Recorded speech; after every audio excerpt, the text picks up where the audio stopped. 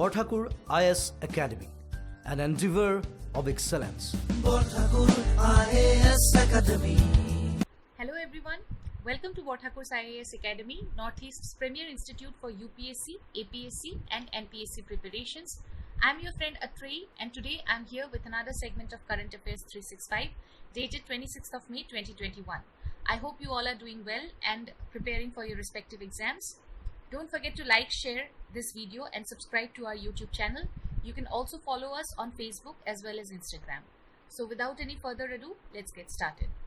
So the first news of today is a news related to the international relations. This is about the agreement on agricultural cooperation between India and Israel. Both the nations, they have signed a 3-year work program agreement which will be mainly focusing on development in their agriculture cooperation. We will here have a look at the key points of this 3-year work program, and also we will see the projects which are included in this particular program. So first of all, this program, it aims to grow the existing centers of excellence and establish new such centers. They will try to bring the centers of excellence into the self-sufficient mode, and in turn will also encourage the private sector companies and collaborations. Both the nations, they are implementing some projects which includes the Indo-Israeli Agricultural Project, Centers of Excellence, and the Indo-Israel Villages of Excellence. First of all, let us have a look at the Indo-Israeli Agricultural Project. This agricultural cooperation project, it started in the year 2008, which was followed by signing of a 3-year action plan based on a government-to-government agreement. Both the nations, they started an agricultural fund worth rupees $50 million, and it focused on dairy, farming technology and micro-irrigation. The Indo-Israel Villages of Excellence, this is a new concept which is aimed at creating a model ecosystem in agriculture across 8 states alongside 13 centers of excellence within the 75 villages. This program, it will mainly promote the increase of the net income and better livelihood of the individual farmers. They will try to transform the traditional farms into modern intensive farms based on the Indo-Israel Agricultural Action Plan. The standards of this plan will be used. This particular program, it will mainly focus on the modern agricultural infrastructure, capacity building and the market linkage. Now, if we have a look at the historical bilateral cooperation between the two countries, then we can see that the strategic cooperation between both the nations, it began during the India-China War of 1962. Also, in the year 1965, Israel supplied mortar ammunition to India during the war against Pakistan. Israel was one of the few nations that chose not to condemn India's Pokhran nuclear tests in the year 1998.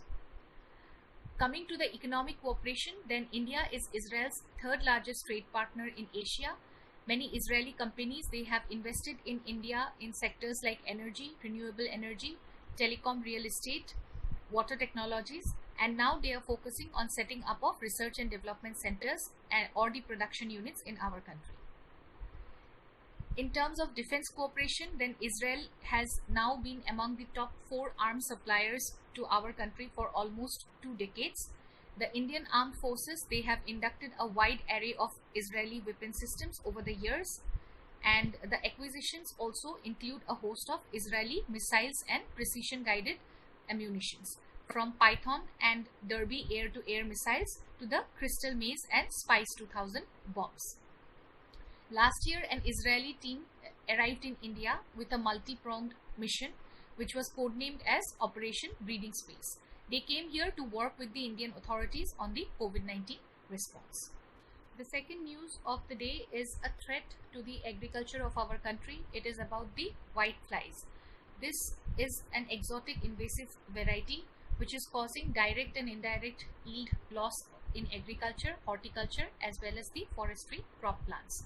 Whiteflies, they are tiny sap-sucking insects which have become quite abundant in the vegetable and ornamental plantings, especially during the warm weather period. What they do, they tend to excrete the sticky honeydew from the plants and thereby causes yellowing or death of the leaves. The first reported invasive spiraling whitefly, they have now been distributed throughout the country except for Jammu and Kashmir. And the second variety, named Rogus spiraling whitefly, they were reported in Tamil Nadu in the year 2016, but now these have spread throughout the country, including the islands of Andaman Nicobar and Lakshadweep. Most of these whitefly species, they are native to the Caribbean islands or the Central America. Now, why this particular species they have spread so fast? Okay, this is because the host range of all these invasive whiteflies, they have a nature which is known as polyphagous. Polyphagous means the ability to feed on various kind of food, and also because of their prolific breeding, because of their fast breeding and their ability to feed on many different types of food. That is why they have spread so far within a short span of time. And also because of the increasing import of plants and increasing globalization along with movement of people, the spread of these species they have accelerated, and now subsequent growth they have now grown into the invasive species. Okay, what is the major concern because of this particular whiteflies variety? First one being damage to crops. They reduce the production yield and damage the crops, and approximately around 1.35 lakhs hectares of coconut and oil palm in India are affected by the Rogus spiraling whitefly. The other invasive whiteflies, what they do, they expand their host range on the valuable plant species like coconut, banana, mango, sapota, etc. And because of their the ineffectiveness of certain insecticides, the whiteflies they have become difficult to control. The only controlling methods which can be used that will provide some positive results includes the biological control method. Here what they will do, they are currently, these whiteflies, they will be controlled by naturally occurring insect predators and the parasitoids. These are the natural enemies of the pests, which provides biological control of pests in the greenhouse and crop fields, and also by the entomopathogenic fungi. These are specific to the whiteflies and are isolated, purified, and also grown in lab or mass produced. Then they are applied in the whitefly infested fields in combination with some other lab reared potential predators and parasitoids. They are not just environmentally friendly but also currently economically feasible. The third news of the day is about the draft Lakshadweep Development Authority regulation of 2021, which was provided for the creation of a Lakshadweep Development Authority, and this has been widely resented by the people of Lakshadweep. They are against this developmental activity. Okay, we will have a look at the concerns of these people, but before that, let us see what is the Constitution of Lakshadweep Development Authority all about. This authority, it empowers the government identified as the administrator to constitute planning and development authorities and to carry out developmental activities in any area which is identified as having a bad layout or obsolete development. The authority, it would be a body which will cooperate with a government appointed chairman, and there will also be a town planning officer, 3 expert government nominees besides 2 local authority representatives. And these authorities, they are to prepare the land use maps, carry out zonation for type of land use, and indicate areas where the proposed national highways, airports, theaters, they can be constructed. Okay, only the cantonment areas, they are exempted from this kind of activities. Now, what are developmental activities defined? How these developmental activities are defined? It is defined as carrying out of building, engineering, mining, quarrying or other operations in, on, over or under the land. There are some fees which are charged for changing a particular area, okay, changing of zones. First, the islanders, they must pay the processing fee for the zone changes, and also the localities would be required to pay fees to gain approval in order to alter the zones as per the developmental plans. Along with this, it has also established penalties such as imprisonment or fine for obstructing the development plans, work or the workers. Now let us see why the people, they are not very happy with this particular authority regulation. Why they are against this regulation? First of all, real estate interests. People suspect, the islanders or the native people, they suspect that this might have been issued at the behest of the real estate interest, seeking to usurp the small holdings of the property which are owned by the islanders, and a majority of them belong to the scheduled caste category. The proposals to bring the real estate development concepts such as transferable development rights to the island have raised the people's fear of forced migration en masse. Second fear is regarding the forcible relocation and eviction. It vests such powers with the authority that they can prepare comprehensive development plans for any area, and in turn they can relocate the people regardless of their will.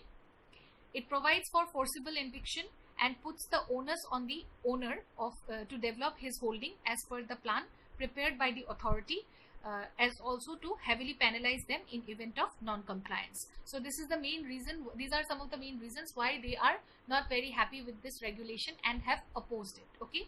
Then also the destruction of culture is another reason. The island community, it is a close-knit group with families living in close proximity, and the regulation, it might destroy the way of life practiced by them for generations. The last concern is related to the environment. This is about the ecological concern. It is neither ecologically sustainable nor socially viable, and the people's representatives, they were not consulted before drafting this authority regulation. So they are opposing it because of this ecological concerns as well. Lakshadweep, we all know that it is India's smallest union territory, which is an archipelago, and it consists of 36 islands with an area of around 32 square kilometer. It is directly under the control of the center through an administrator. Next, we have Vesak celebration. On the occasion of Buddha Purnima, the Prime Minister addressed virtual Vesak global celebration. This event is going to be organized by the Ministry of Culture in collaboration with the International Buddhist Confederation, and it will witness the participation of all the supreme heads of the Buddhist Sanghas from around the world. Buddha Purnima, it is celebrated to mark the birth of Gautam Buddha, who is the founder of Buddhism. It is also known as Vesak, and in the year 1999 it became a UN designated day to acknowledge the contribution of Buddhism in our society. Buddha Purnima, it falls on a full moon night, which is usually between the month of April and May, and it is a gazetted holiday in our country. Many devotees, they visit the Mahabodhi temple, which is a UNESCO World Heritage Site located in the Bodh Gaya, Bihar on this occasion. And Bodhi temple, it is located where, it is the location where Lord Buddha is said to have attained enlightenment. The next news is about the two celestial events which have coincided today, that is 26th of May 2021. It is the total lunar eclipse and the supermoon. Now, a supermoon, it is a phenomena when the moon's orbit is closest to the earth, and at the same time the moon is a full moon. Okay, and since a full moon appears at the point of the least distance from the earth, it appears to be brighter and also larger than the regular full moon size of the full moon. As per NASA, the term supermoon, it was coined by an astrologer named Richard Nollet in the year 1979, and in a typical year there can be 2 to 4 full supermoons and 2 to 4 new supermoons in a row. Next, coming to lunar eclipse. Lunar eclipse, we all know that it occurs when the earth has to be directly between the sun and the moon, and it takes place when the moon moves into the earth's shadow. And this lunar eclipse, it takes place only during a full moon. A total lunar eclipse, however, is a phenomena during which the whole of the lunar disk, it enters the earth's umbra, so that the moon appears reddish in color, and after about 14 minutes the moon will move out and will be back into its penumbra, and the total lunar eclipse, it will last for a few hours. The red light, it has a longer wavelength than the blue light, and thus gives the lunar eclipse its characteristic reddish color. On Earth, we see the same effect during sunrise as well as sunsets, when the sky has a more reddish glow than during the daytime. So this was all for today. I hope you liked this video and it will be useful for you all. Don't forget to like, share and subscribe to our YouTube channel. And also, to get the monthly current affairs magazine of April, you can contact the WhatsApp number which is currently flashing on your screen. I'll see you all again tomorrow with another session of Current Affairs 365 only on Bothakur's IAS Academy, Northeast's premier institute for UPSC, APSC and NPSC preparations. Till then, take care, keep learning. Bye-bye. Borthakur IAS academy প্ৰস্তুতি আৰু অধ্যয়নৰ নিৰ্ভৰযোগ্য ঠিকনা Borthakur IAS Academy